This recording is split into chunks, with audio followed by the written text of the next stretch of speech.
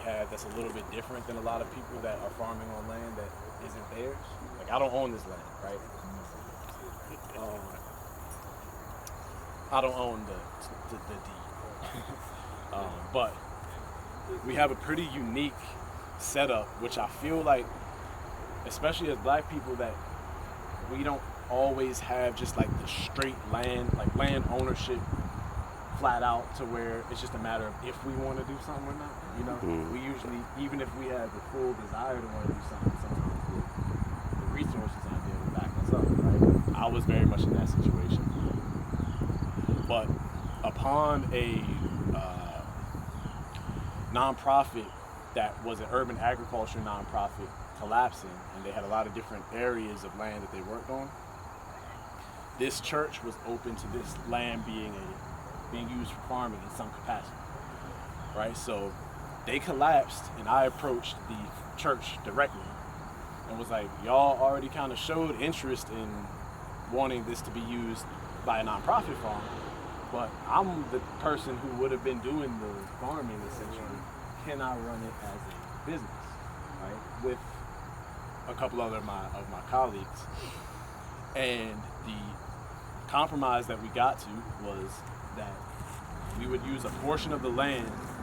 They were cutting it anyway. This was about 4 years ago. This was a soccer field, right? A compact, yeah. Imagine, like, picture that. This was two compacted soccer fields, right?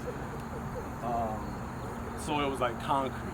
You can imagine what it was like. Wow. And we transformed it this way over essentially 4 years, right? But they told us they were paying to cut it, they were paying to take care of it, right? They were coming out of pocket for this land versus generating. So what I proposed to them was, hey, we use a portion of the land to grow food directly for your food pantries, food that you would have had to buy anyway, and fresh food and better food and all that, local food, all that whole thing. Can we use the rest of the land for our personal businesses, right? So now they're not paying anymore. They're getting basically thousands of dollars in produce that is of the highest quality to be able to give to their channels, and then they don't have the labor responsibility of the land anymore at all. You know what I mean? That's not supposed to compute. Like win-wins like that aren't supposed to be real, right? But it's interesting that if they have a need and you have a need, it doesn't have to be somebody taking the L for somebody else to be winning. Paying rent, a lot of times is we take the L. Like the landlord is sitting pretty. But in this case, it's mutual. It truly is a mutual exchange. It's not perfect, right? Like we have our challenges still, but it's a model of that can be. So much land is owned by churches already, right? Pretty much all of us at some point went to the church when we was kids, and they had a big plot right next to it, a big open field, wasn't doing nothing. You know, that's happening all across the country, all across Virginia, and I feel like this opportunity here is just a small example of a possibility, right? So I could talk a lot more about that, but this is the strip that we use for donation. So it's about 1/8 of an acre, or about 1/6 of an acre altogether. We grow a host of food there, all kinds of things, and then basically 52 weeks out the year, we're giving to the food pantry, and we use the rest for our personal purposes. So I thought that was cool. And it's still an active church? It's still an active church, yeah. So the land is owned by First Baptist. First Baptist on Monument, that huge church. Yeah. But then they leased this church to a small black church called Living Word. So they've been here for like 20 years or something like that, worshiping, small church, doing their thing. How did you rejuvenate the sandy soil? Good question. So we were talking earlier, what's your name? T-Von. All right, so T-Von and I were talking earlier about what soil type we had. Typically in Virginia, it's a clay soil.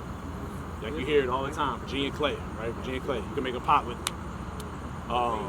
But we are in a place where there's a strange, maybe 30 or 40 miles of sand soil. Sand deposit. We all know Virginia used to be an ocean, used to be under the water at some point. So there's these random spots, lots of limestone, lots of sand. We got a sandy one. There's no coincidence. Sandston, you know, Sandtown. that's not a coincidence. This is a pretty unique area of sandy soil. So he asked me how we operate with that sandy soil because it's basically two different